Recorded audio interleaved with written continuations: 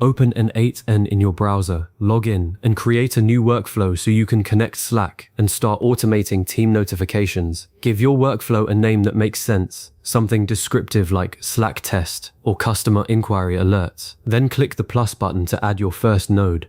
In the node search bar, type Slack and select the Slack node from the results. Once the node settings panel appears on the right side of the editor, you'll need to set up the authentication that lets N8N talk to your Slack workspace. The connection uses something called OAuth 2.0, which is a secure, token-based way for N8N to act on your behalf without ever seeing your Slack password. Click inside the Credentials field, choose Create New Credential, and select Slack OAuth 2 API if prompted. A Slack authorization window will open. Sign into your Slack account if you aren't already. Then pick the exact workspace you want to connect. Slack will show you a list of permissions N8N is requesting, such as reading channel information and posting messages.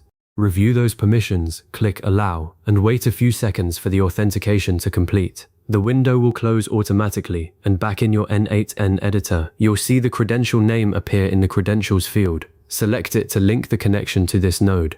Now you're ready to configure what the Slack node actually does. Under the Resource dropdown, choose Message. Under Operation, select either Post or Send, depending on what your version shows. They're functionally the same. Click the Channel field and choose the Slack channel where you want messages delivered. For your first test, I strongly recommend creating a dedicated private channel just for testing, something like #N8N tests. This keeps experiment messages out of your team's main channels and lets you safely tweak message formatting and workflow logic without disturbing anyone. Once the channel is selected, type a simple test message like "Hello from N8N" into the message field. Review it quickly, then click Execute step near the bottom of the node settings panel. While the node runs, N8N sends that message to Slack using your authorized credentials. Switch over to Slack, navigate to the channel you selected, and confirm that your test message appears. If everything looks good, you've just completed your first automated Slack message. Head back to N8N. You can modify the message content, maybe add a variable like "the time is now, $now." Then execute the node again to see how N8N can insert dynamic data. Each run will update the execution log, showing you exactly what was sent and whether any errors occurred. A common pitfall here is selecting the wrong workspace or channel, especially if you're part of multiple Slack workspaces. Double check that the credential you created points to the correct workspace and that the channel you choose is one where N8N has permission to post.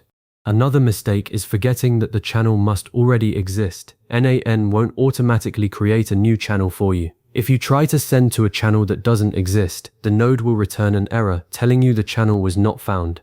Once you've verified the message works, you can connect additional nodes before or after the Slack node to build your full automation. For example, you might add a webhook node to trigger when a customer submits a form, then pass that data into the Slack node so your team receives a notification with the form details. Or you could add an AI node that summarizes a long email and then post that summary to Slack. The Slack node supports many other actions too. You can upload files, retrieve user information, list channel members, and more. So keep exploring those options as your workflows grow. Before you activate the workflow for real use, always run a full test. Click Test Workflow at the top of the editor. Let every step execute and review the execution log carefully. Check that messages appear in the correct channel, that any variables you included display the right values, and that the formatting looks the way you want.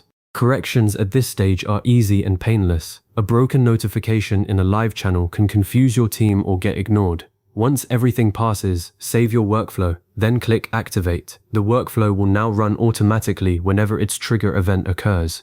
So to quickly recap, you created a new workflow, added a Slack node, authorized your workspace with OAuth, configured it to send a message to a specific channel, tested it to confirm delivery, and then prepared it for live automation.